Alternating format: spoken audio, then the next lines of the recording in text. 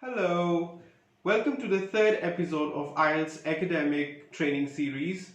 This video relates to Ielts speaking module. As you know, the speaking and listening tests are the same for Ielts general and Ielts academic candidates.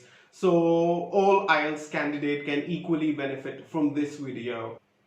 In my previous video, whose link I have given above, I had shared with you certain categories that are commonly used for asking questions in Ielts speaking module. In this video, I will share with you words or vocabulary related to one of those topics. So the topic I have chosen for today's video is food.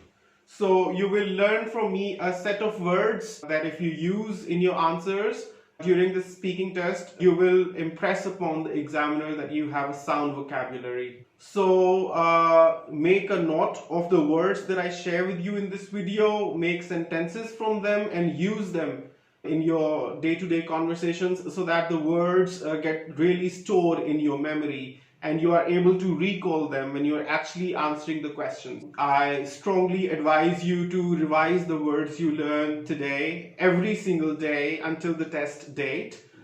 And not only I will share the words with you, but in this video I will actually make sentences from those words as well. So you can have a good idea of how to use those words in your sentences. But before proceeding further, I request you to like my video and subscribe to my channel and press the bell icon so you are notified every time I release a video on a vocabulary related to one of those topics that are commonly used in Ielts speaking exam. And let me remind you that you will need to learn the vocabulary of all topics that I had shared with you in my second episode in order to effectively prepare for your Ielts speaking exam. Also, do not forget to like my page on Facebook, whose link I have given in the description below. And just in case you have any business inquiries, you can contact me on my WhatsApp contact, again given in the description. So let's start with the vocabulary of food. This video is special because I have handpicked a set of words that are used to describe the food or express your feelings about the food, because that is the kind of words you will need to use in your answers during the speaking exam, because it's like an interview and you will be expected to express yourself. So definitely a lot of adjectives are involved and you need to know their meanings, and you will have a good idea of how these words help define your food. You might already be familiar of certain objectives related to food, such as creamy, cheesy, juicy, crunchy, and obviously tender, light and refreshing, right? Assuming that you are already familiar of the meanings of these words, because they are words of commonly used language, and you might as well need to use these words as well in your speaking exam. But in this video you will learn words to express food that are a little fancier and not used very often. So let's begin.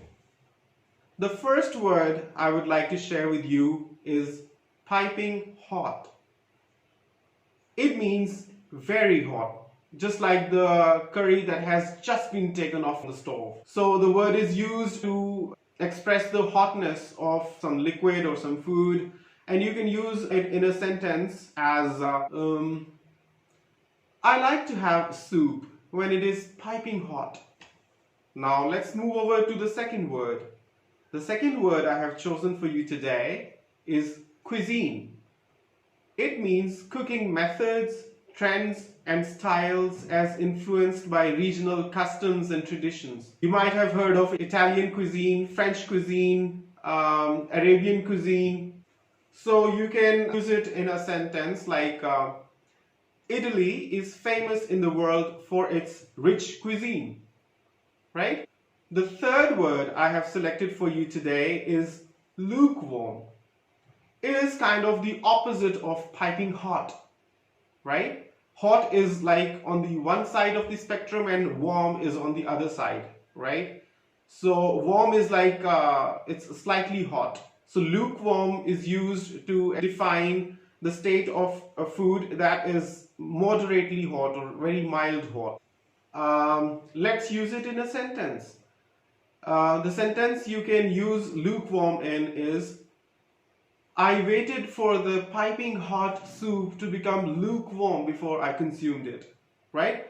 So I showed you how these terms are interconnected, piping hot and lukewarm, and how you can use both of them in one sentence. The fourth word that I have selected for you is waiter. Waiter is a man who serves the customers at tables in the restaurants.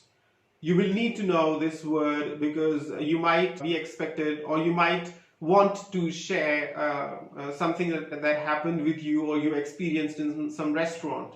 So you need to know what is that man called who serves you over there. He's a waiter or she's a waiter or waitress. So you can say, I tipped the waiter $1 before leaving the table, right? The fifth word that I have selected for you is bland. Bland means unseasoned, not spicy, insipid. You can make a sentence from it as it goes. The soup tasted very bland, so I added a fat pinch of red chili to add some spice to it. Right? So it helps you express that you added a lot of flavor to an otherwise bland and uninteresting soup. The sixth word that I want to share with you today is mouth-watering. Mouth-watering is used to express the tastiness or deliciousness of some food. One sentence that you can make from it is, when you are actually hungry, everything becomes mouth-watering. And that's actually true, right? When you're really hungry, you find even the most uninteresting meals very satisfying because just for the mere fact that you were hungry, and they gave you that energy and that experience, and so everything seems mouth-watering when you're actually hungry. The seventh word I will share with you today is dinnerware. And dinnerware means a set of plates, cutlery, or anything that is used on a dining table to serve people with. One sentence you can make from it is, John, where did you get this beautiful dinnerware? The eighth word is etiquette. Etiquette means rules for behaving normally or nicely in social situations. A sentence that I can think of using this is, the French are very particular about food etiquettes. The ninth word is anorexic. Anorexic is an adjective that means you are very conscious of taking food because you think that anything you eat will make you fat. That is basically, it's a condition, it's a medical condition known as anorexia, and when you have anorexia, you become anorexic. You can say it is important to have cheat days during dieting because consistent dieting can make you anorexic.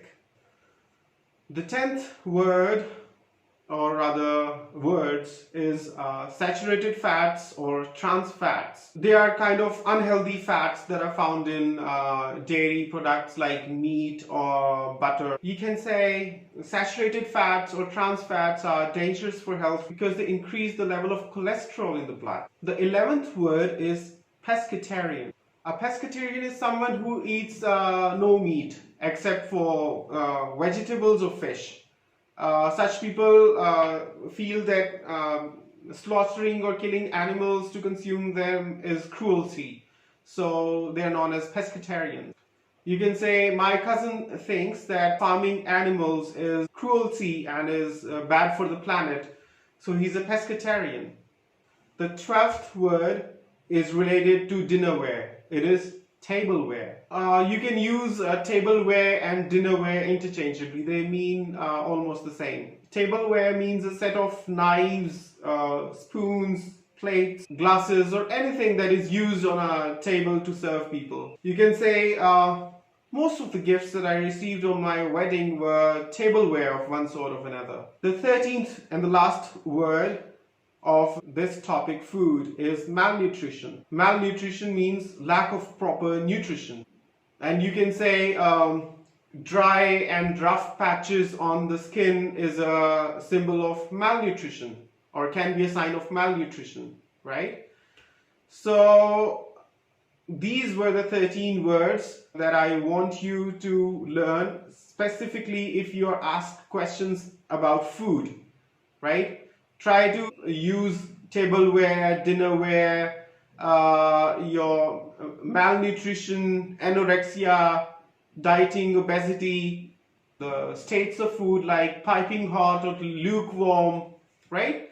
So you will need to express or define or like paint a picture in front of the examiner so that he exactly knows that you have a plethora of information and you have a very good vocabulary to express yourself in any way you want. You may learn the same sentences that I have shared with you in this video, or you may better come up with your own sentences that will help you actually understand how to use these words in the sentences. And that is the skill that you actually need to work upon. So learn the words that I have shared with you, make sentences from them, and revise them every single day until the test date approaches. In my next video, I will share with you vocabulary related to another topic that is commonly used in Ielts speaking exams. So keep watching my content and I wish you all the best for your test preparation. Until next time, take care.